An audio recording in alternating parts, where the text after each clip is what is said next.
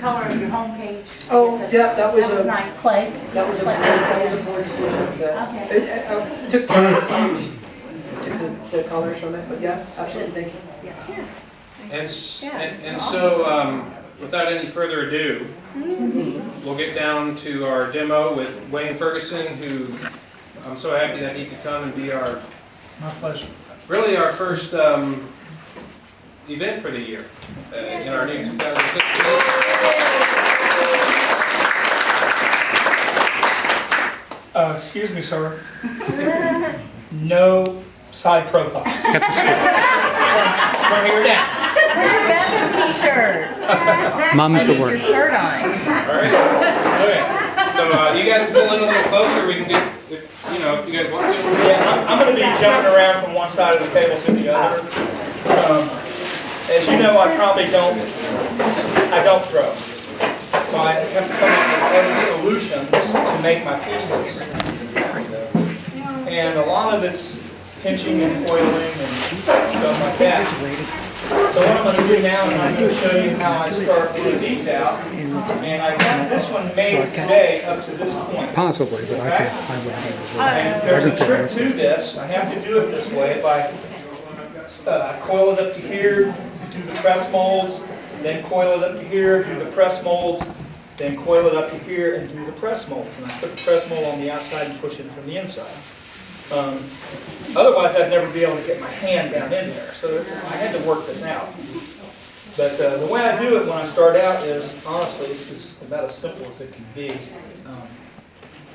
It's almost like making a T-bowl. What I do is, and I don't like to wedge.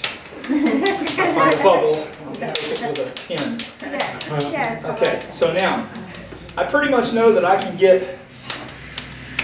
the bottom part of a beer stein, like that, shaped up to about 4.5, 5 inches. So what I want to do now is I just want to get down in there and make sure the bottom is thinned out. And I can usually do that by feel. I'll set it on here and I'll give it a few little pushes down. Now, I saw a video of a Japanese potter who's in his 70s. And he was making the most beautiful T-bowls I've ever seen on a Shimpo banding wheel. And I mean, they were incredible. He would pinch them up. He would add a coil. And then he would cut off the rim with a little wire. And then he would take a chamois. And he would make a couple passes on the outside of the T-bowl. And it just had that, is this thrown look? Or is it? You couldn't tell. Now, you notice that what I do when I'm hand building is I try and control the clay by keeping it vertical, like this, rather than constantly down on the table. Okay, so now I'm pretty sure I have the bottom about the way that I want it. And if I want to compress it, I'll take a little anvil that I use when I'm paddling the pot, and I'll just kind of compress it. And then what I'll do is I'll just start to pinch. And the whole idea is to keep that rim thick. Don't start thinning it out prematurely. You want to get that little corner, just like you're throwing. Get that little corner established. Sometimes I'll take my thumb and I'll kind of run it around there. Now, the advantage to what I'm doing is I'm not adding any water. So this thing's going to stiffen up. Now, what I want to do next before I get any taller is I want to have a skull in the bottom of this beer stein when the person finishes it. Okay, so what I do is I get my skull press mold. I set it in here like that. I pick this up like this very carefully. I flip it over. I push that down into that press mold. Okay? And I do have to make the bottom a little bit thick and the walls a little bit thick, because if it's paper thin, you press into that press mold and it's just going to tear. Okay? So now I should have a pretty good image of that skull. Now, I have to get it out of there, like that. And then I'm going to pinch this up a little more. What is that clay? It is so gray. Okay, this is Standard Brands 105 earthenware with rock. It's great because it's got a ton of probably Kentucky ball clay in it. Their 105 without grog is really white, but it's not very plastic, and I don't like it. This is almost like a stoneware clay as far as workability for me. Now, I like that little pie crust foot, and so what I'm going to do is I'm going to flip it over and get that pie crust foot established. My skull is not in the center like I'd like it to be, but that's okay. That's all right. I'm going to flip this over. I'm going to set it down here. Establish my pie crust foot. And I do that pretty casually. That pie crust foot is real common in like early British redware, and there's just something about it that I've always found appealing. Now, in order to keep it from drooping, I'm going to flip it back over. Get myself a couple of napkins. Make a little pad.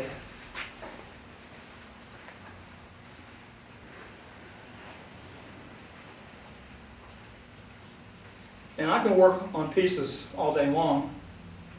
And if I use a container like this full of water, that's a lot of water. Seriously. Now, the trick is I have to have another board to flip it over. So I'm going to steal this board,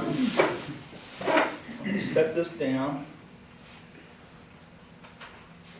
put this board on here,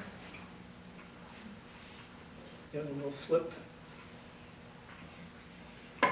So, here. Now, I want to get this pinched up a little higher. Now, when I'm doing this kind of thing, this could turn into a 1-gallon jug. It could turn into a beer sign. It could turn into a little cover jar. I mean, there's a lot of things that you can do. Now I'm trying to gain the height, but I don't want to pinch it too thin, because if I do, the action of pushing the clay into the press mold will cause the clay to tear. Now, sometimes you get a little crease in there, and you have to take a little tool and I like to just run it around there just to seal it up. The glaze will do that. Now, like I said, it's white earthenware, bisque fired to 04, and then the commercial glazes are fired to 05, 06. I usually go to 06. Okay? Now, one more little pinch, and that's the beginning to one of those. Now, I could have just as easily made a T-ball without the skull in the bottom, with a thick bottom, like the Japanese potter did. And what he would do is he would just flip it over and take a little stick and just kind of shave it off. Okay, so that's the beginning of one of those. Now, the next thing I'd like to do is I'd just like to show you a technique that I've used for many years. And it's the, and some potters do this a lot better than I do. But it's the old dowel through the fat cylinder process. And you want to have a nice piece of clay that's not too sticky. And you'll have a few tools. And what I'm going to do is I'm going to start this out in the center. Just going to kind of roll it like this. Where did you get your stick? Is it like a broom handle or? Yeah, that's like a broom handle. This is just a regular old hardware store dowel. The most important part, actually, is the rolling pin. Because you do not want a rolling pin that's got a sealed surface on it, because it will stick.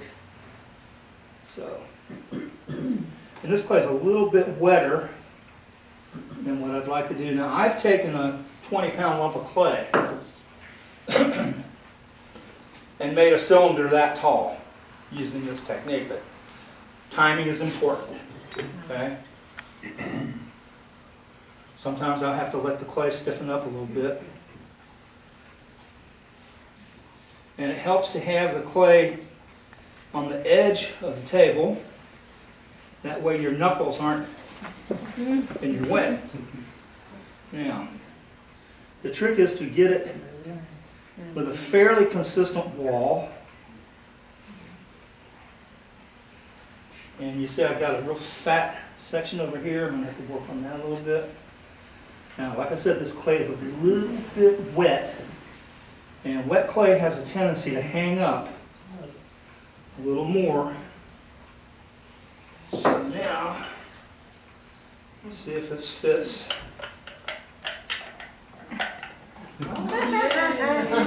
Wow. Almost.